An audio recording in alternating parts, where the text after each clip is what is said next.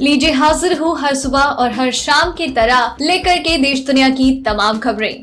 नमस्कार दोस्तों, आप सभी का स्वागत है हमारे चैनल पर। तो हमारे चैनल को सब्सक्राइब कर लीजिए ताकि आप कोई भी खबर कभी भी मिस ना करें।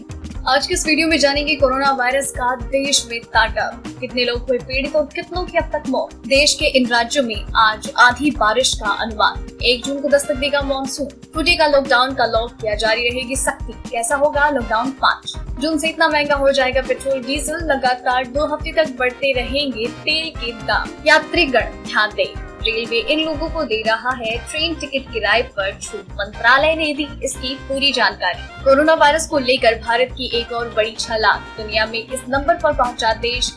हर प्रवासी श्रमिक को मिलेंगे 1000 रुपए, जानिए पूरी जानकारी। तो चलिए अब जानते हैं इन खबरों को विस्तार से, लेकिन उससे पहले अगर वीडियो पसंद आ रही हो तो लाइक जरूर कर दें। भारत में कोरोना वायरस का कहर जारी है। देश में कंफर्म केसेस का आंकड़ा 1,65,799 के पार पहुंच चुका है और 4,706 से ज्यादा लोगों की जान जा चुकी है। वहीं 71,106 लोग ठीक हो चुके हैं। दुनिया भर में इस वायरस से 3,60,308 से ज्यादा लोगों की मौत हो चुकी है। वहीं 58,08,946 कंफर्म केस सामने आ चुके हैं। हो सकता है जब आप ये वीडियो देख रहे हो तो ये आंकड़ा और बढ़ गया हो।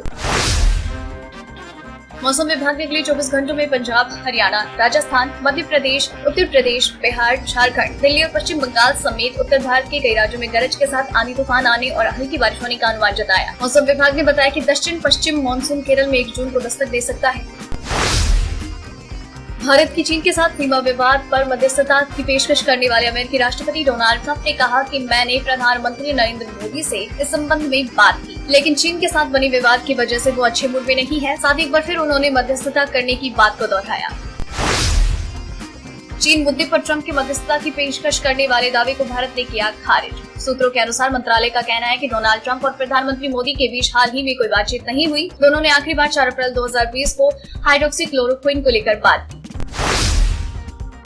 लॉकडाउन 4 की अवधि 31 मई को पूरी होने वाली है। ऐसे में अब हर किसी के मन में यही सवाल है कि 1 जून से क्या होगा। क्या लॉकडाउन 5 आएगा या फिर पूरी तरह से छूट मिल जाएगी। गुरुवार को गृह मंत्री अमित शाह ने सभी राज्यों के मुख्यमंत्रियों से बात की। लॉकडाउन 4 के हालात की समीक्षा हुई। गृह मंत्री ने राज्यों के लॉकडाउन को लेकर उनसे उनकी राय जानी। आगे के प्लान पर बातचीत हुई। कई राज्यों ने तो अभी से ही अपने राज्य में लॉकडाउन या फिर सख्ती को आगे तक बढ़ा दिया है। लॉकडाउन 4 के पिछले 12 दिनों में कोरोना संक्रमण तेजी से बढ़ा। अगर पिछले 12 दिनों की बात की जाए तो कोरोना के 70,000 नए मामले सामने आए हैं और करीब 1700 लोगों की मौत हो चुकी है।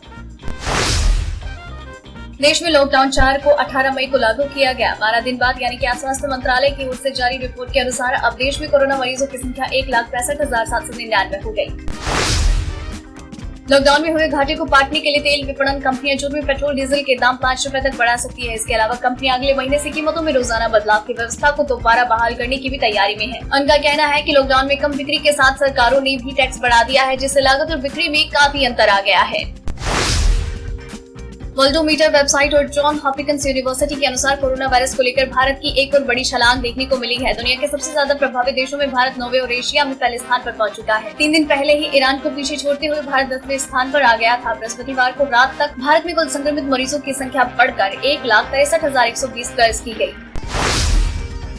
रेलवे आम नागरिकों के लिए 1 जून से 100 जोड़ी ट्रेन शुरू करने के बाद यात्रियों का सफर कई बदले हुए नियमों के साथ होगा। ट्रेन की सामान्य बोगी में भी आरक्षित टिकट्स के साथ यात्रा संभव हो सकती है। इसके अलावा वेटिंग टिकट या RAC पर यात्रा पूरी तरह से प्रतिबंधित रहेगी। वेटिंग टिकट वाले यात्री को प्लेटफॉर्म पर आने की अनुमति नहीं होगी। बावजूद इसके बड़ी संख्या में यात्रियों ने कई ट्रेन में वेटिंग और RC के टिकट बुक करा लिए हैं।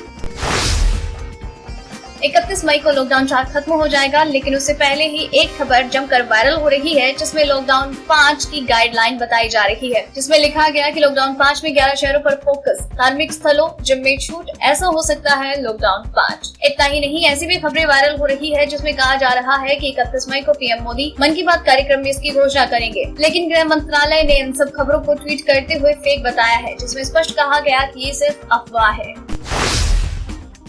पतंजलि आयुर्वेद ने जनता से मांगे 250 करोड़ रुपए, 3 मिनट में मिल गए। जी हाँ, पतंजलि आयुर्वेद ने 250 करोड़ रुपए की नॉन कन्वर्टेबल डिबेंचर NCD जारी किए थे। इसे निवेशकों ने हाथों हाथ लिया और 3 मिनट के भीतर ही कंपनी का ये डिबेंचर पूर्ण रूप से सब्सक्राइब हो गया। हरिद्वार मुख्यालय वाली कंपनी पतंजलि आयुर्वेद ने पहली बार पूंजी जुटाने के लिए बॉन्ड बाजार का सहारा लिया है। दिल्ली गुरुग्राम बॉर्डर पर शुक्रवार सुबह बड़ी संख्या में लोग जमा हुए और यहां लंबा जाम लग गया। कोरोना वायरस के बढ़ते मामलों को लेकर हरियाणा सरकार ने दिल्ली से सटे बॉर्डर को एक बार फिर से सील कर दिया। गुरुवार रात को ये फैसला लिया गया, लेकिन शुक्रवार की सुबह इसका असर बॉर्डर इलाकों में दिखा। बदरपुर बॉर्डर के पास बड़ी संख्या में ऐसे लोग भी हैं जिनके पास कार्ड है, लेकिन उनका कहना है कि उन्हें आगे नहीं जाने दिया जा रहा। कोरोना संकट के बीच मध्य प्रदेश की राजधानी भोपाल में पोस्टर वॉर शुरू हो गया है। भोपाल में कई स्थानों पर सांसद प्रज्ञा ठाकुर के पोस्टर लगाए गए हैं। पोस्टर्स में प्रज्ञा ठाकुर को गुमशुदा बताया गया। अज्ञात लोगों ने शहर के कई हिस्सों में प्रज्ञा ठाकुर की गुमशुदगी के पोस्टर चिपका दिए हैं। पोस्टर पर लिखा है, गुमशुदा की तलाश, भोपाल की जनता परेशान, सांसद प्रज्ञा ठाकुर कहाँ लापता। उत्तर भारत में गर्मी का सितम इस कदर बढ़ता चला जा रहा है कि आम इंसान के अलावा अब गर्मी ने भगवान के दरवाजे पर भी दस्तक दे दी है। जी हां, वाराणसी में भक्त अपने भगवान के लिए कोल्ड ड्रिंक का भोग लगा रहे हैं। साथ ही एयर कंडीशनर और पंखे की भी व्यवस्था कर रहे हैं। तो ये कोल्ड ड्रिंक्स की बोतलें और चॉकलेट भगवान के दरबार में चढ़ावे के लिए रखे गए।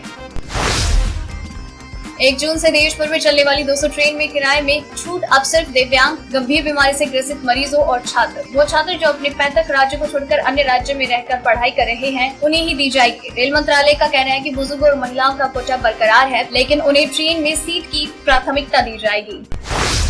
यूपी में हर प्रवासी श्रमिक को मिलेंगे 1000 रुपए। जी हां, क्वारंटीन अवधि पूरी करने के बाद अपने जिले के लिए रवाना किए जाने से पहले प्रवासी श्रमिकों को राशन के साथ अब 1000 रुपए भी दिए जाएंगे। लॉकडाउन के दौरान आर्थिक संकट से जूझ रहे श्रमिकों की मदद के लिए फैसला लिया गया। शासन ने सभी मंडलायुक्त और जिला अधिकारियों को 31 मई तक पात्रों की सूची तैयार करने के निर्देश दिए। चीन के साथ सीमा पर तनाव को लेकर कांग्रेस के पूर्व अध्यक्ष राहुल गांधी ने मोदी सरकार की चुप्पी को लेकर सवाल उठाए। राहुल ने कहा अपने ट्विटर पर कि भारत सरकार को भारत को साफ साफ बताना चाहिए कि क्या हो रहा है। पुलवामा हमले की साजिश में अहम कामयाबी कहा जा रहा है कि इस हमले के लिए जिस सेंट्रो कार का इस्तेमाल किया गया था, उसके मालिक की पहचान हो गई। इस कार का मालिक हिजबुल मुजाहिदीन का आतंकी है। शोपिया में रहने वाले इस आतंकी का नाम हिदायतुल्लाह है।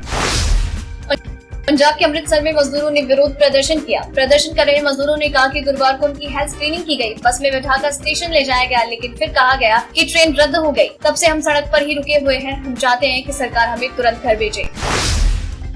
मारुति सुजुकी की नई स्कीम, 899 रुपए EMI पर खरीदे नई कार। मारुति ने HDFC बैंक के साथ साझेदारी की। इसके तहत कंपनी ने कम EMI वाले और लंबे समय के लिए लोन समेत कई स्कीम पेश की है। इस स्कीम के तहत मात्र 899 रुपए प्रति लाख की EMI पर कार खरीद सकते हैं। सैलरी कस्टमर्स के लिए ये EMI शुरुआती 6 महीने के लिए, जबकि सेल्फ एम्प्लॉय कस्टमर्स के लिए शुरुआती 3 महीने के लिए रहेगी। तो दोस्तों, ये रही आज की खास खबरें। तो इसी तरीके से आपके लिए हर सुबह 6 बजे और शाम 7 बजे ये खबरें हम यूं ही लेकर आते रहेंगे। तो इन सारी खबरों के साथ आपको किस खबर के बारे में क्या है कहना, क्या है आपकी राय, प्लीज शेयर कीजिए। साथ ही अगर आपने इस वीडियो को पूरा देखा है तो प्लीज अपना नाम नीचे कमेंट सेक्शन में जरूर लिख दीजिए, ताकि हमें पता चले कि आपने इस वीडियो को पूरा देखा है। आपको खबरें अच्छी लग रही हैं, आप इन्हें पसंद कर रहे हैं, प्लीज कमेंट बॉक्स में लिख कर बताएं। अगर अच्छी लग रही है तो वो भी बताएं। अगर कोई सजेशन है तो वो भी जरूर बताएं। फिर मिलते हैं कल, तब तक के लिए धन्यवाद।